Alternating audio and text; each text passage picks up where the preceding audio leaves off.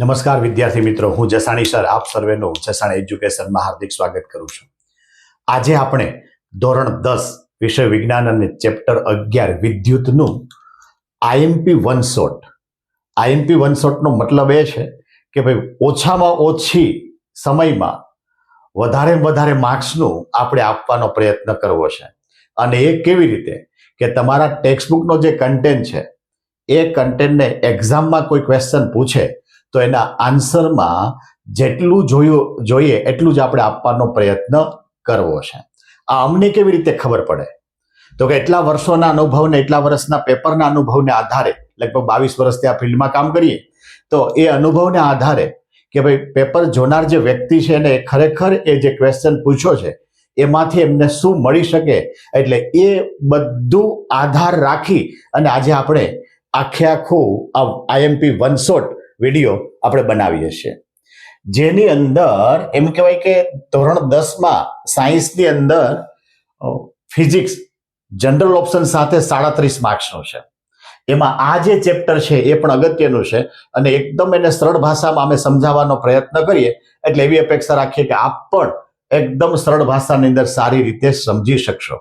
જોઈએ આપણે કે પહેલા તો આની અગત્યતા શું છે, આપણને કેમ ખબર પડે તો કે આપણી આસપાસ આપણા સુખાકારી માટેના જે કંઈ સાધનો છે, બલ્બ હોય, લાઇટ હોય, પંખો હોય, એસી હોય, ફ્રીજ હોય વગેરે, ઇલેક્ટ્રિક ઇસ્ત્રી સહિત બધું, આ બધાની અંદર આપણને લાઇટની જરૂર પડે. બીજું, આપણું ઘર, ઓફિસ, શાળા, હોસ્પિટલ, હોસ્ટેલ આ વગેરેમાં જુઓ તો સામ્રાજ્ય કોનું છે તો કે વિદ્યુતનું છે. વિદ્યુત દ્વારા જે આપણને મળે એનું નામ પડે વિદ્યુત ઉર્જા. તો કે શા માટે આ વિદ્યુત ઉર્જાનું સામ્રાજ્ય છે તો કે એનું સરળતાથી સંગ્રહ કરી શકાય છે અને એક જગ્યાએથી બીજી જગ્યાએ એનું સરળતાથી સ્થળાંતર કરી શકાય માટે એમ કહેવાય કે વિદ્યુતની અગત્યતા છે. આમાંથી કદાચ આ શોર્ટ ક્વેશ્ચન આવવાની શક્યતા રહી. આનો જે અગત્યનો પાઠ છે એ વિદ્યુત ભાર છે. હવે એ વિદ્યુત ભાર જ્યારે આપણે થિયરીનો લેક્ચર લીધું ત્યારે આપણને આનું ડિટેલમાં સમજાવ્યું હતું, પણ અત્યારે તમારી એક્ઝામ માટે જે જરૂરી છે એટલું જ ખાલી આપણે બતાવવાનો પ્રયત્ન કર્યો છે કે તમને એવું પૂછે કે વિદ્યુત ભાર સમજાવો તો એટલા ટોપિક તમારા માટે અગત્યના છે કે પદાર્થનો આંતરિક ગુણધર્મ એટલે વિદ્યુત ભાર. બીજું, વિદ્યુતીય બળ લાગવા માટેનો જે જવાબદાર ઘટક છે એનું નામ શું છે? વિદ્યુત ભાર. વિદ્યુત ભાર શેના વડે બતાવી શકાય તો કે કેપિટલ ક્યુ અથવા તો સ્મોલ ક્યુ વડે બતાવી શકાય. વિદ્યુત ભાર શેના વડે માપી શકાય કે તો એનો એકમ શું છે? કુલમ. કુલમ નામના વૈજ્ઞાનિકે આનું સંશોધન કર્યું માટે એના માનનો એકમ છે કુલમ. એનું સૂત્ર શું બને તો કે કેપિટલ ક્યુ બરાબર NE, જ્યાં E એને એમ કહેવાય કે વિદ્યુત ભારનો પ્રાથમિક ઘટક, કહેતા E બરાબર 1.6 × 10⁻19 અને N એટલે 1, 2, 3 ટૂંકમાં કોઈ પૂર્ણાંક આંક લઈ શકાય. વિદ્યુત ભાર બે પ્રકારના હશે, ધન વિદ્યુત ભાર અને ઋણ વિદ્યુત ભાર. પ્રોટોન પરનો વિદ્યુત ભાર ધન ગણવામાં આવે, ઇલેક્ટ્રોન પરનો વિદ્યુત ભારને ઋણ ગણવામાં આવે છે. સજાતીય વિદ્યુત ભાર એટલે પ્લસ પ્લસ અથવા તો માઇનસ માઇનસ, જો આવા બે વિદ્યુત ભાર નજીક આવે તો એ બે વચ્ચે અપાકર્ષણ થાય છે. વિજાતીય વિદ્યુત ભાર એટલે એક પ્લસ અને એક માઇનસ જો હોય તો એના વચ્ચે શું થાય છે? આકર્ષણ થાય છે. આ સિવાય કદાચ તમારી પાસે ટાઈમ રહે તો વિદ્યુત ભારના ગુણધર્મમાં ઉમેરો પણ કરી શકો કે વિદ્યુત ભારનો સરળતાથી સરવાળો કરી શકાય છે, વિદ્યુત ભારનું ક્વોન્ટમીકરણ થાય છે, વિદ્યુત ભારનું સ્થળાંતર પણ સારી રીતે કરી શકાય છે. બીજો અગત્યનો ટોપિક વિદ્યુત પ્રવાહ. 2 માર્કમાં અથવા તો 3 માર્કમાં પૂછે તો આપણે કેટલું લખીએ તો પૂર્ણ માર્ક આવે અને બહુ એકદમ ઈઝીથી યાદ રહી જશે.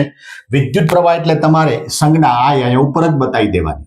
વિદ્યુત પ્રવાહ એટલે શું? ચોક્કસ દિશામાં ગતિમાન વિદ્યુત ભારનો જથ્થો.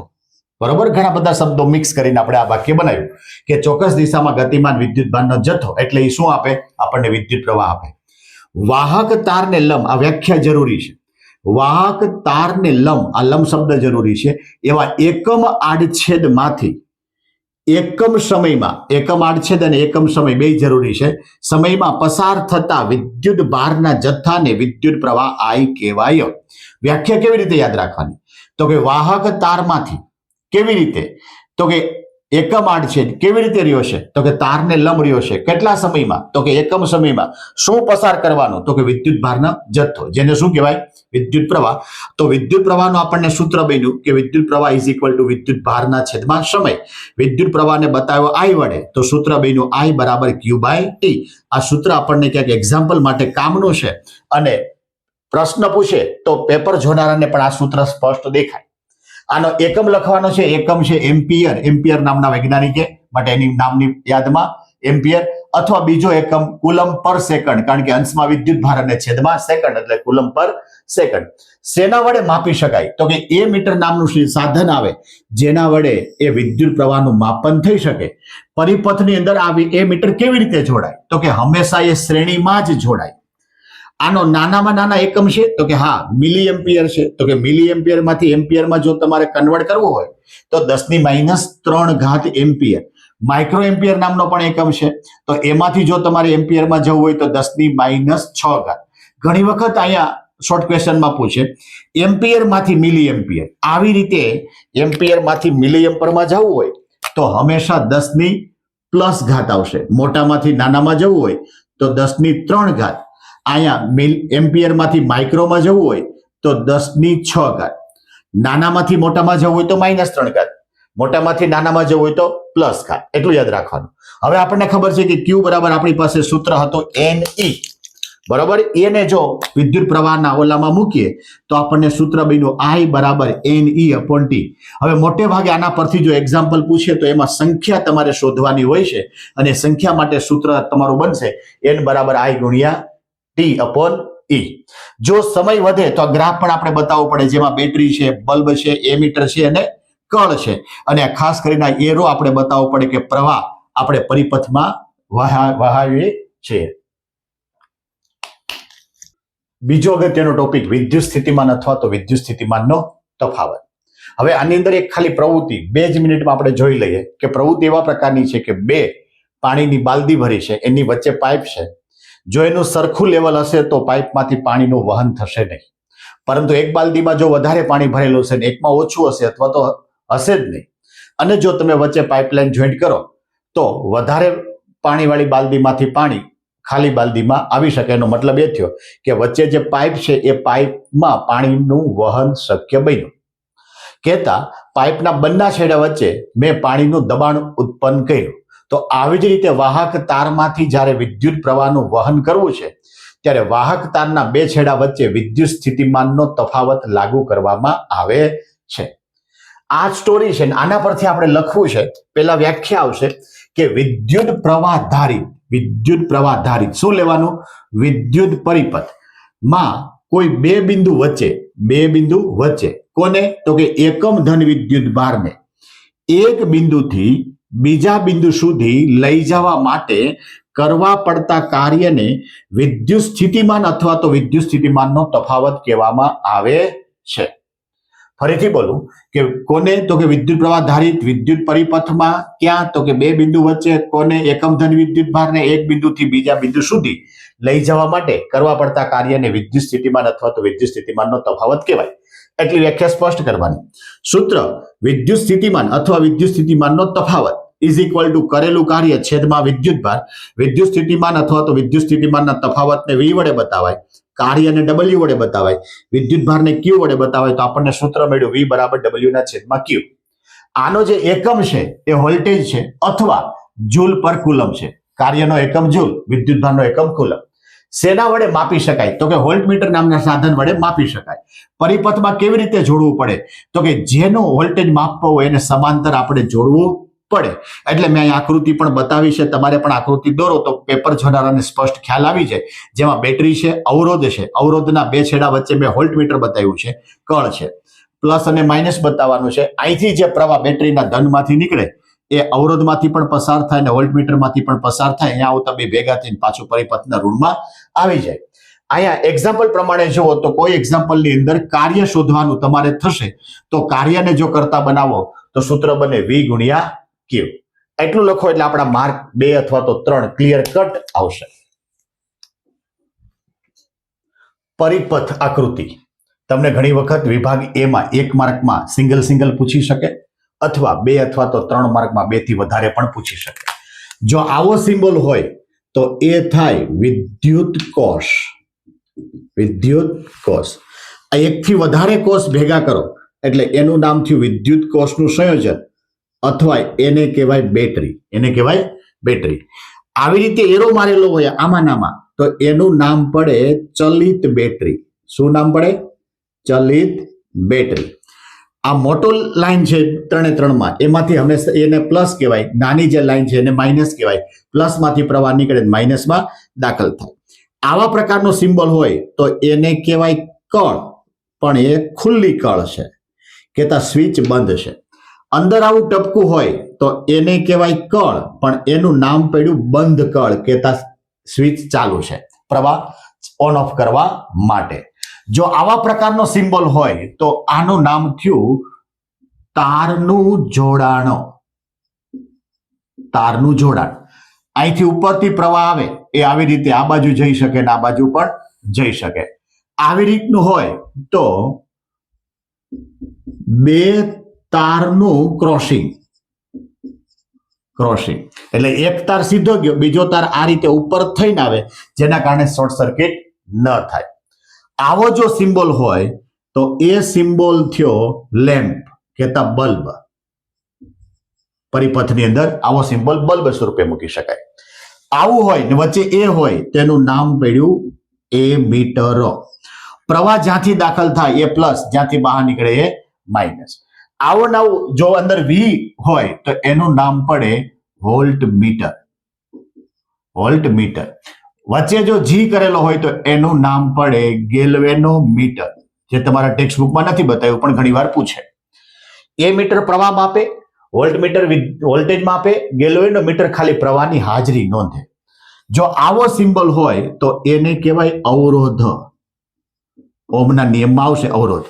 અને જો એમાં વચ્ચે આ તીર મારેલું હોય તો એને કહેવાય ચલિત અવરોધ. ચલિત અવરોધ અથવા રિયોસ્ટેટ. અથવા રિયોસ્ટેટ. ક્લિયર? કરી નાખો. અગત્યનો ઓહમનો નિયમ 4 માર્કમાં 3 માર્કમાં પૂછી શકે. તો તમે વધીને 3 થી 4 મિનિટની અંદર આખો ક્વેશ્ચન લખી શકે. તો એનો જે ક્રમ આપ્યો છે ખાસ જાણવાનો કે ઓહમનો નિયમ તમારે લખવો હોય તો પહેલા જોઈએ એનો નિયમ. નિયમ પરથી આપણને સૂત્ર બન્યું, સૂત્ર પરથી એકમ, એકમ પરથી પરિપથ, પરિપથ પરથી રચના, રચના પરથી ઓબ્ઝર્વેશન ટેબલ અને આલેખ અને છેલ્લે તારણ.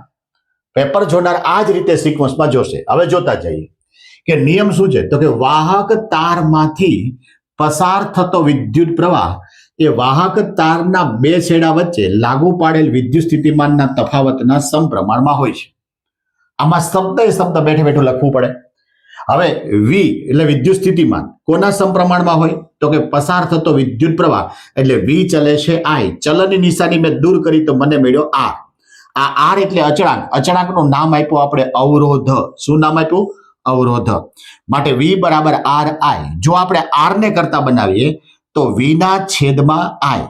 સૂત્ર શું બન્યું? વી ના છેદમાં આઈ.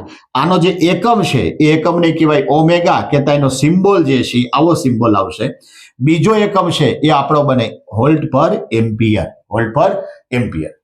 આકૃતિ પણ યાદ રહી જશે, ગોખવાની જરૂર નથી. એના માટે જુઓ તો બેટરી, અવરોધ, એમીટર અને કળ આ પહેલો ભાગ આ શ્રેણીમાં જોડ્યું છે. શ્રેણીમાં જોડ્યું કોને કહેવાય? તો કે સિક્વન્સ થવું જોઈએ. બેટરીમાંથી પ્રવાહ અવરોધમાં જાય, અવરોધમાંથી એમીટરમાં જાય, ત્યાંથી કે માં જાય, ત્યાંથી પાછો વી માં આવી જાય. ટૂંકમાં એક જ લાઈનમાં બધું ગોઠવાય છે. જે મેં દોર્યું એ અહીં લખ્યું. બેટરી, અવરોધ, એમીટર અને કળ આ બધા શ્રેણી જોડાણમાં છે. બધા શ્રેણી જોડાણમાં છે. બીજું છે અવરોધ સાથે વોલ્ટ મીટર. અહીંથી જોવો ને 2 ભાગ પડ્યા, 2 રસ્તા બન્યા. અમુક પ્રવાહ વોલ્ટ મીટરમાંથી જાય, અમુક આર માંથી જાય. તો અવરોધ અને વોલ્ટ મીટર, અવરોધ સાથે વોલ્ટ મીટર શેમાં જોડ્યું છે મેં? સમાંતરમાં.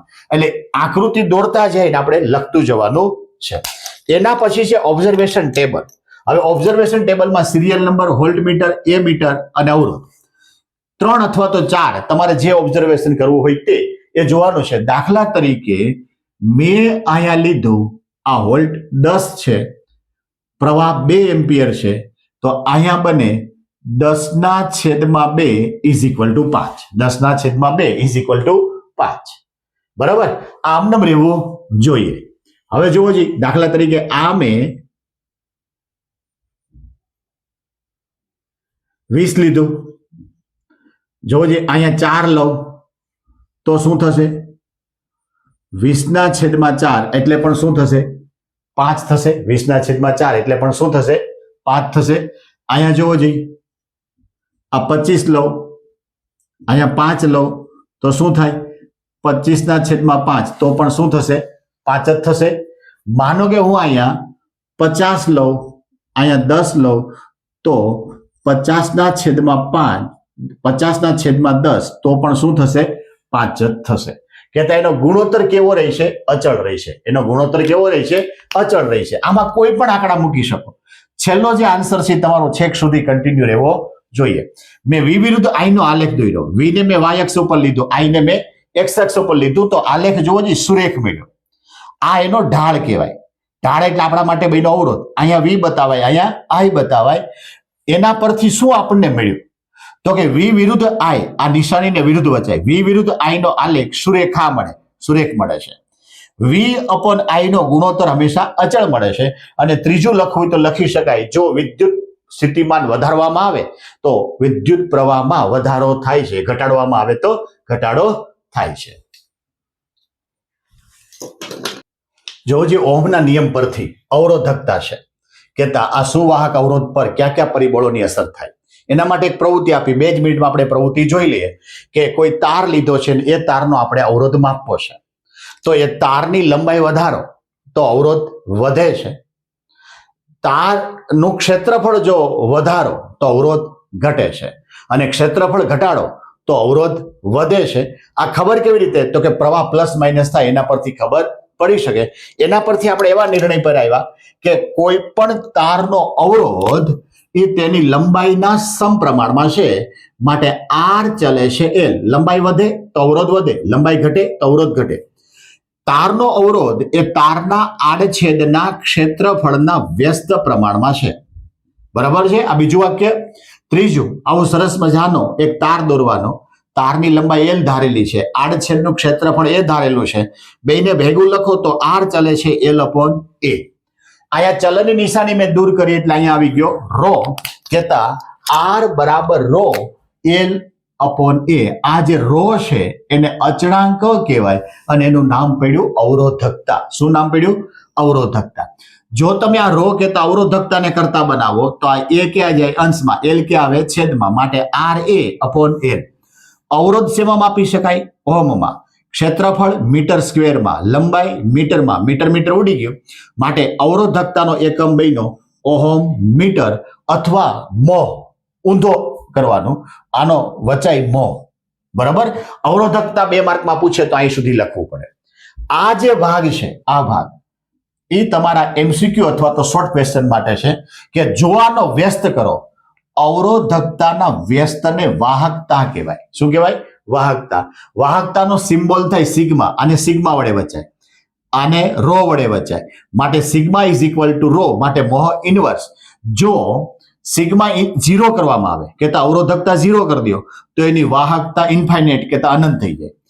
જો અવરોધકતા ઇન્ફાઇનાઇટ કરી નાખો, મોટા મોટા અવરોધકતા કરી નાખો તો એમાંથી પસાર થતો પ્રવાહ કહેતા વાહકતા કેવું થઈ જાય? 0 થઈ જાય છે. અવરોધોનું શ્રેણી જોડાણ, એનો મતલબ એ તો કે પરિપથમાં એકથી વધારે અવરોધ હોય તો એના કેટલી રીતે જોડાણ કરી શકાય? તો કે શ્રેણી અથવા તો સમાંતર જોડાણ. તો પહેલા આવશે વ્યાખ્યા. વ્યાખ્યામાં શું લેવાનું? તો કે વિદ્યુત પરિપથમાંથી વિદ્યુત પ્રવાહને પસાર થવા માટે માત્ર એક અને એક જ માર્ગ હોય, તો તેવા પ્રકારના જોડાણને શું કહેવાય? શ્રેણી જોડાણ કહેવામાં આવે છે. આકૃતિ તમારી રીતે તમે દોરી શકો. મેં અહીંયા 3 અવરોધ લીધા, R1, R2, R3.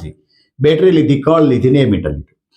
આ બેટરીમાંથી જે પ્રવાહ નીકળે એ પ્રવાહને ફરજિયાત R1 માંથી પસાર થવું પડે, R2 માંથી પસાર થવું પડે, R3 માંથી પસાર થવું પડે, એમીટર માંથી પસાર થાય, કળમાંથી પસાર થાય ને પાછો ઋણધ્રુવમાં આવી જાય. માટે શબ્દ વાપરો એક અને માત્ર એક જ માર્ગ હોય તો એવા પ્રકારના જોડાણને શું કહેવાય? શ્રેણી જોડાણ કહેવામાં આવે છે.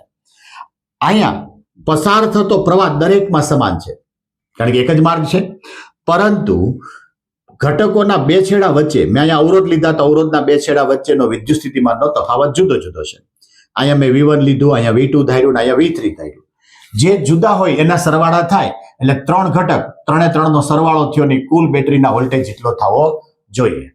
ઓહમના નિયમ પરથી દરેકનું સૂત્ર મળે. V બરાબર IR, અહીંયા V1 લઉં તો I તો સમાન છે, માટે IR1, V2 બરાબર IR2, V3 બરાબર IR3. આ સમીકરણની અંદર મૂકાવે. કિંમત મૂકતા આ બાજુ તો I છે, આ ત્રણેયમાંથી I સામાન્ય નીકળી જાય તો આપણને સૂત્ર બન્યું R બરાબર R1 વત્તા R2 વત્તા R3. એનો મતલબ એ થયો કે અહીંયા શબ્દ આવો વપરાય કે મોટામાં મોટા અવરોધના મૂલ્ય કરતા સમતુલ્ય અવરોધનું મૂલ્ય વધારે. આ 4 લ્યો, આ 6 લ્યો, આ 10 લ્યો, તો આ R નું મૂલ્ય હંમેશા 10 કરતા કેવું આવે? વધારે. આવું ક્યાંક વાક્ય તમને શોર્ટ ક્વેશ્ચનનો પણ યાદ રાખે. જો આવા n અવરોધ લીધા હોય, આજે તમે 3 લીધા, n અવરોધ લીધા હોય અને દરેકની વેલ્યુ સરખી હોય તો આપણે સૂત્ર યાદ રાખવાનું R ડેશ બરાબર NR. 3 અવરોધ લીધા હોત તો 3R થાય. ટૂંકમાં જેટલા અવરોધ લ્યો એટલો ગુણાકારમાં આવી શકે. દરેક ઘટક જે છે એમાંથી વિદ્યુત પ્રવાહ સમાન રીતે પસાર થાય છે. દરેક ઘટકના બે છેડા વચ્ચેનો વિદ્યુત સ્થિતિમાનનો તફાવત V જુદો જુદો હોય છે. માટે બેટરીનો જે કુલ વોલ્ટેજ છે એ દરેક ઘટક વચ્ચે વહેંચાઈ જાય છે. માટે દરેક ઘટકની સરખી કાર્યક્ષમતા રહેતી નથી. એવું પણ બને કે કોઈ ઘટક ચાલુ પણ ન થાય. જો આખા પરિપથમાંથી એક ઉપકરણ બગડી જાય, ખરાબ થઈ જાય, દાખલા તરીકે અહીંયા R2 ખરાબ થઈ ગયો તો એ પ્રવાહ આગળ જઈ શકતો નથી. એના કારણે પ્રવાહ આખો પરિપથ બંધ થઈ જાય છે. ફાયદો શું છે? તો કે જે કઈ ફ્યુઝ છે, ફ્યુઝની રચના આગળ આવશે, એ ફ્યુઝ જે છે એ હંમેશા પરિપથમાં શ્રેણીમાં જોડવામાં આવે છે. જો હજી બીજું જગત્યનું કે અવરોધોનું સમાંતર જોડાણ. તો વિદ્યુત પરિપથમાંથી વિદ્યુત પ્રવાહને વહેવા માટે એકથી વધારે માર્ગ હોય તો તેવા પ્રકારના જોડાણને શું કહેવાય?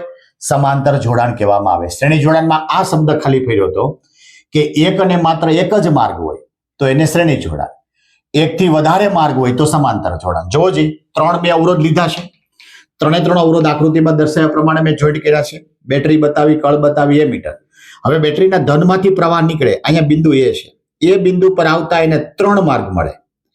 એ R1 માંથી પસાર થાય, R2 માંથી પસાર થાય, R3 માંથી પસાર થાય અને B આગળ પાછો ભેગો થઈ જાય. જેટલો પ્રવાહ અહીંથી લઈને નીકળ્યા હોય એટલો પ્રવાહ પાછો અહીંયા મળી જાય છે. ટૂંકમાં અલગ અલગ રસ્તા એને મળે છે. માટે આવા પ્રકારના જોડાણને શું કહેવાય? સમાંતર જોડાણ કહેવામાં આવે છે. સમાંતર જોડાણની અંદર દરેક અવરોધમાંથી પસાર થતો વિદ્યુત પ્રવાહ I કેવો હોય છે? અલગ અલગ હોય છે, પરંતુ વિદ્યુત સ્થિતિમાનનો તફાવત V સમાન હોય છે. V કેવો હોય છે? સમાન હોય છે. તો I અલગ અલગ છે, માટે I નો સરવાળો થાય કે I is equal to I1 વત્તા I2 વત્તા I3. ઓહમના નિયમ પ્રમાણે I બરાબર V upon R, I1 બરાબર V upon R1. અહીંયા V કેવો છે? સમાન. I2 બરાબર V upon R2 અને I3 બરાબર V upon R3. આ કિંમતને હું સમીકરણમાં મૂકું તો મને સમીકરણ મળ્યું V upon R1 is equal to V upon R1 is equal to V upon R1 વત્તા V upon R2 વત્તા V upon R3. અહીંથી V સામાન્ય નીકળ્યો, સામે ઉડી ગયો, તો આપણને ફાઇનલ સમીકરણ મળ્યું 1 upon R is equal to 1 upon R1 વત્તા 1 upon R2 વત્તા 1 upon R3. પહેલામાં જે મોટામાં મોટું મૂલ્ય હતું, અહીંયા આવશે નાનામાં નાના મૂલ્ય કરતા સમતુલ્ય અવરોધનું મૂલ્ય ઓછું અથવા નાનું. જો સમાન મૂલ્યના n અવરોધ લો અને સમાંતરમાં જોડ્યા હોય તો ડાયરેક્ટ આપણને સૂત્ર મળે R ડેશ બરાબર R upon n. માનો કે 3 અવરોધ લીધા છે તો R ડેશ બરાબર R upon 3. જેટલા અવરોધ લીધા હોય એટલા વડે ભાગી નાખવાનો. આમાં આના ગુણધર્મો કયા પ્રકારના છે? તો કે દરેક ઘટકનો વોલ્ટેજ સમાન, માટે એમની જે કાર્યક્ષમતા છે એ કાર્યક્ષમતા સમાન હોય છે. દરેકને સમાન વોલ્ટેજ મળે છે, માટે દરેકની કાર્યક્ષમતા સમાન હોય છે. દરેક ઘટકનો I જુદો જુદો હોય છે. પરિપથમાં કોઈ એક ઘટક ખરાબ થઈ જાય, દાખલા તરીકે R2 ખરાબ થઈ ગયો તો R1 અને R3 માંથી પ્રવાહ પસાર થઈ શકે. એનો મતલબ એ થયો કે પરિપથ બંધ થતો નથી. અને સૌથી અગત્યનું કે આપણા ઘરમાં જે વાયરિંગ કરેલું હોય છે એ હંમેશા સમાંતર જોડાણમાં હોય છે, હંમેશા સમાંતર જોડાણમાં હોય છે. તમને તફાવતના સ્વરૂપમાં લખે તો બંને વ્યાખ્યા આવે, બંને આકૃતિ આવે, શું સમાન શું જુદું એ આવે, ફાઇનલ સૂત્ર આવી શકે. 4 મુદ્દા લખો એટલે તમારા 2 કે 3 માર્ક કમ્પ્લીટ થાય છે. વિદ્યુત પ્રવાહની તાપીય અસર બહુ સરળ છે કે પરિપથમાંથી તમે વિદ્યુત પ્રવાહ પસાર કરો એટલે ફરજિયાત ઉષ્મા ઉર્જા ઉત્પન્ન થાય, અનિવાર્ય છે. ઉષ્મા ઉર્જા ઉત્પન્ન થાય. તો શું થયું ખરેખર? તો કે એમ કહેવાય કે વિદ્યુત ઉર્જાનું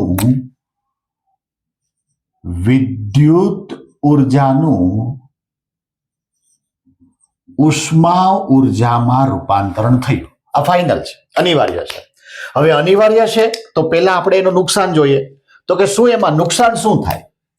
તો કે ઉષ્માને કારણે ઘણી વખત બે જે તાર છે એનું ઉપરનું ઇન્સ્યુલેટર છે એ કદાચ સળગી જાય અથવા તો પીગળી જાય તો એમના વચ્ચે શોર્ટ સર્કિટ થવાની પૂરેપૂરી શક્યતા છે. બરોબર, આ નુકસાન. બીજું પ્રવાહનો વ્યય થાય છે. બરોબર, આ બીજું નુકસાન. ફાયદો શું છે? તો કે આપણે ઘરમાં જે વિદ્યુત ઇસ્ત્રી વાપરીએ છીએ એમાં પેલી કોઇલ હોય છે એ ઉષ્મા જ મળે છે.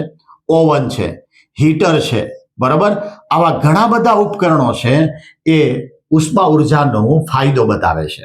અને સૌથી વધારે ફાયદો ફ્યુઝ છે કે આપણા ઘરની અંદર ફ્યુઝ મૂકેલો હોય તો એ ફ્યુઝમાં તાર હોય છે એનું ગલન બિંદુ એકદમ નીચું હોય છે. ઉષ્મા ઉર્જાને કારણે વધારે ઉષ્મા ઉત્પન્ન થાય તો એ જે નીચા ગલન બિંદુ વાળો તાર પીગળી જાય, જેના કારણે એમ કહેવાય કે ફ્યુઝ ઉડી જાય છે અને પરિપથ આખો અકબંધ રહે છે, કહેતા નુકસાન જાજુ જતું નથી. આપણને જે કઈ સૂત્ર હતું વિદ્યુત સ્થિતિમાનનું, એ વિદ્યુત સ્થિતિમાનનું સૂત્ર હતું V બરાબર W ના છેદમાં Q. તો જો હું W ને કરતા બનાવું તો V ગુણ્યા Q, V એટલે IR અને Q એટલે IT. આપણે આગળ જોઈ લીધું. કિંમત મૂકો તો IR ગુણ્યા IT માટે I² RT. આ આપણને કાર્યનું સૂત્ર મળ્યું. આ જે કાર્ય છે એને ઉષ્મા ઉર્જા કહેવાય છે. તો ઉષ્મા ઉર્જાનું આપણને સૂત્ર મળ્યું, યાદ રાખવું પડશે. I² RT આપણને એક્ઝામ્પલમાં કે કામ લાગશે. આપણે પરિપથ બતાવ્યો છે, પરિપથમાં બેટરી બતાવી, અવરોધ બતાવ્યો, એ મીટર, કળ, આ બધું શ્રેણીમાં, વોલ્ટ મીટર સમાંતરમાં જોયું છે. પરિપથમાંથી જે કાંઈ પ્રવાહ વહે છે એ પ્રવાહના વર્ગના સમપ્રમાણમાં ખરેખર ઉષ્મા ઉત્પન્ન થાય છે એ બતાવવા માટે આ પરિપથ જરૂરી છે. આના પરથી જૂલનો નિયમ આવ્યો કે પરિપથમાં એકમ સમયમાં મળતી ઉર્જા અથવા તો ઉર્જાનો ફેરફાર, ઉષ્માનો ફેરફાર, અહીં શબ્દમાં તમે ફેરફાર કરી શકો. મેં અહીં મળતી ઉષ્મા લખી, તમે ઉષ્માનો ફેરફાર પણ લખી શકો. એ પરિપથમાંથી પસાર થતા વિદ્યુત પ્રવાહના વર્ગના સમપ્રમાણમાં હોય છે. હવે આ ઉષ્મા ઉર્જાનો ફેરફાર એટલે H ના છેદમાં T, H/T. આને કહેવાય ઉષ્મા ઉર્જાનો દર અથવા તો ઉષ્મા ઉર્જાનો ફેરફાર is equal two I² R I². T મેં છેદમાં લઈ લીધો છે. હવે R તો કેવો છે? અચળ છે. એટલે ઉષ્મા ઉર્જાનો જે દર છે એ હંમેશા વિદ્યુત પ્રવાહના વર્ગના સમપ્રમાણમાં હોય છે. 2 માર્કમાં તમને જૂલનો નિયમ એવું પણ પૂછી શકે અથવા તો વિદ્યુત પ્રવાહની તાપીય અસર પણ પૂછી શકે. છેલ્લો ટોપિક વિદ્યુત પાવર.